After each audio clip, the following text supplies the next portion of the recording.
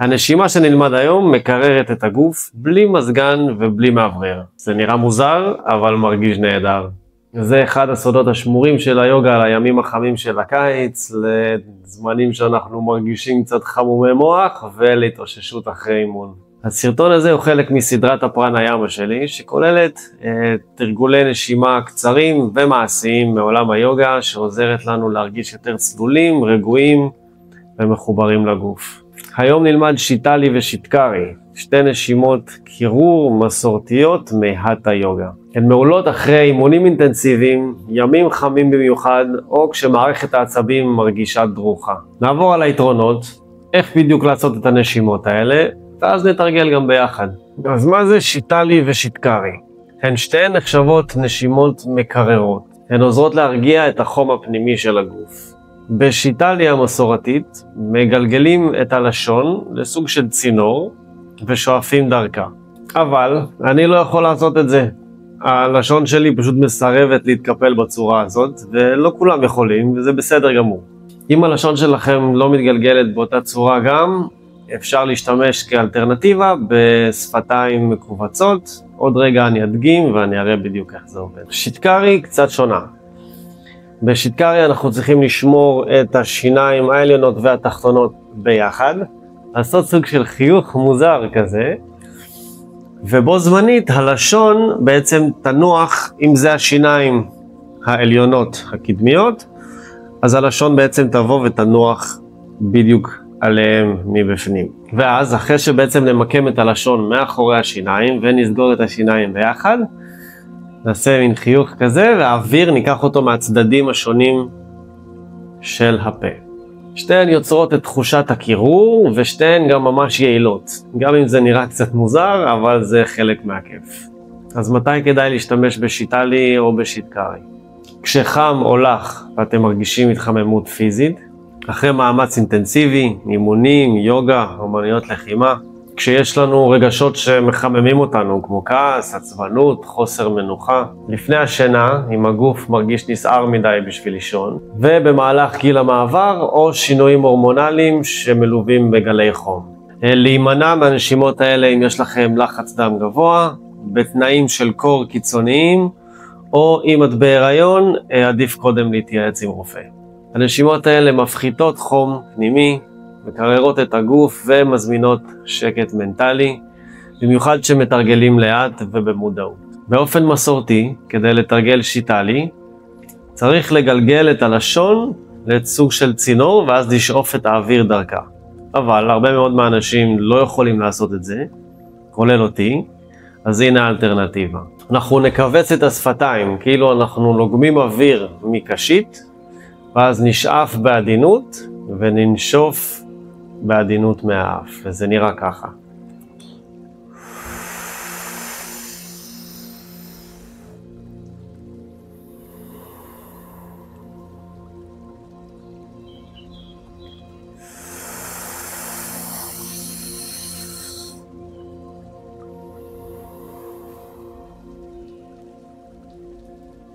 כדי לתרגל שיטקרי, אנחנו נחבר בין השיניים העליונות והתחתונות, ואז את הלשון אנחנו נניח על השיניים העליונות מאחוריהן. נפתח טיפה את השפתיים, נעלה קצת חיוך כזה על הפנים, ואז נשאף דרך הצדדים של הפה. ניקח שאיפה עמוקה, ואז בנשיפה נסגור את הפה וננשוף דרך האף, וזה נראה ככה.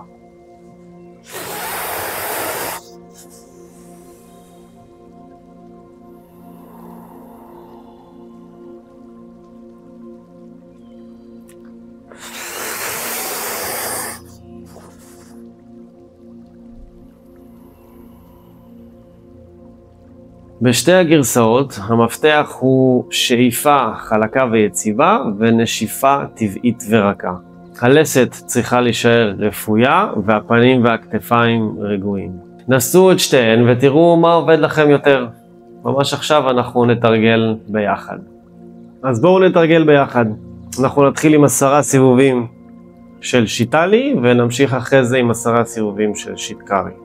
הקצב פשוט, אנחנו נשאף במשך 5 שניות עם הטכניקה וננשוף עם פה סגור גם במשך 5 שניות.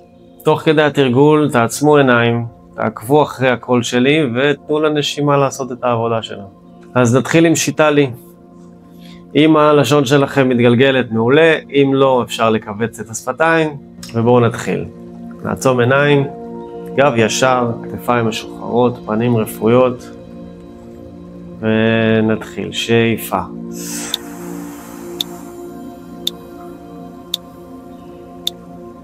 נשיפה מהאף.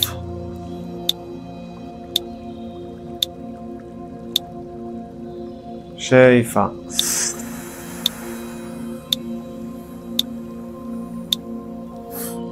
נשיפה. 2. שאיפה.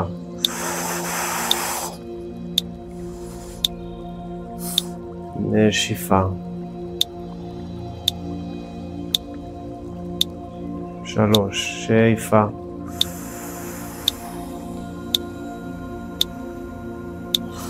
נשיפה. 4. שאיפה.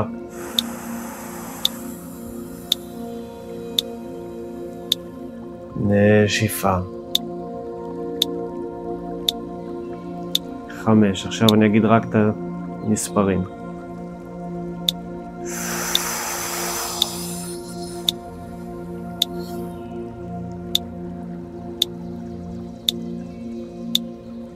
6.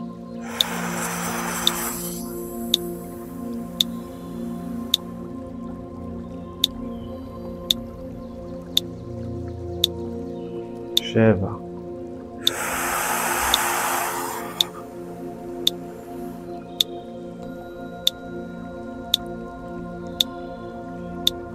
8.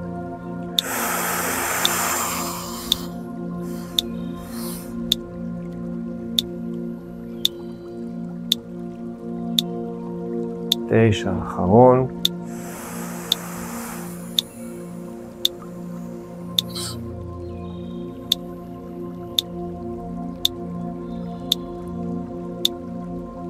'חזרו לנשימה הרגילה, שערו עם עיניים עצומות, תנסו להבחין אם יש איזשהו שינוי בהרגשה.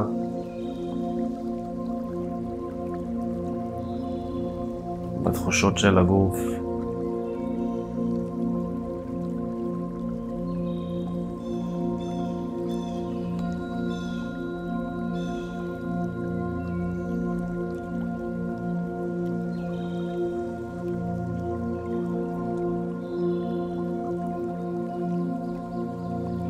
עכשיו נמשיך עם שיטקרי. נביא את השיניים העליונות והתחתונות אחת אל השנייה. הלשון תצמד לשיניים העליונות. ונפתח את הפה לצדדים. יש שאיפות מהפה, נשיפות מהאף. אז בואו נתחיל. לעצום עיניים. גב זקוף. אבל להיות רפואיים. להתכונן. ונתחיל. שאיפה.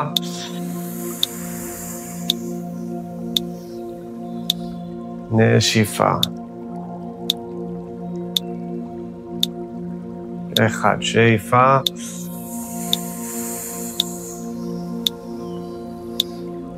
נשיפה. 2. שאיפה.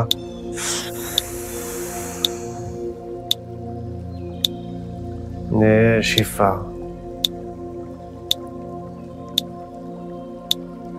3. שאיפה.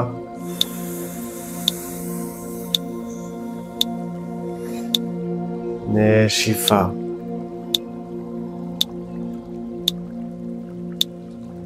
4. שאיפה.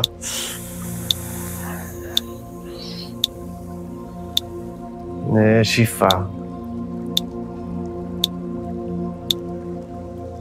5. אני עובר שוב רק למספרים.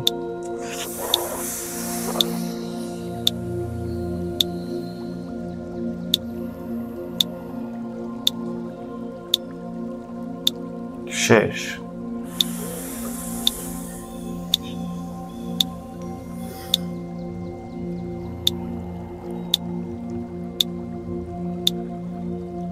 7.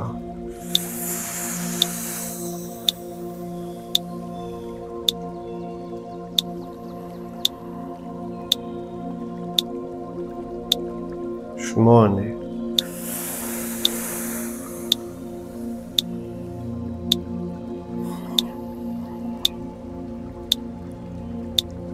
9, אחרון.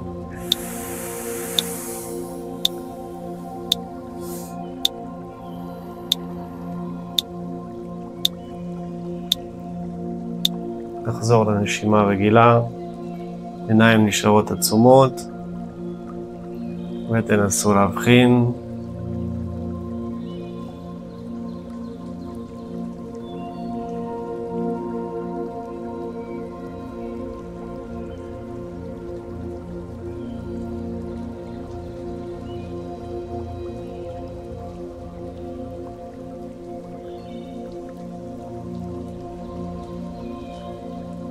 לפעמים דווקא התרגולים הכי פשוטים ואפילו קצת מוזרים הם ממש מעולים בשביל לשנות לנו את האנרגיה מאוד מהר.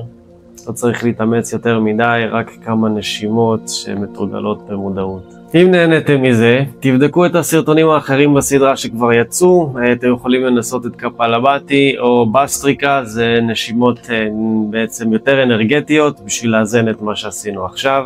הסרטון הבא יהיה על ברמרי, נשימת זמזום הדבורה. נתראה בהמשך, תודה רבה.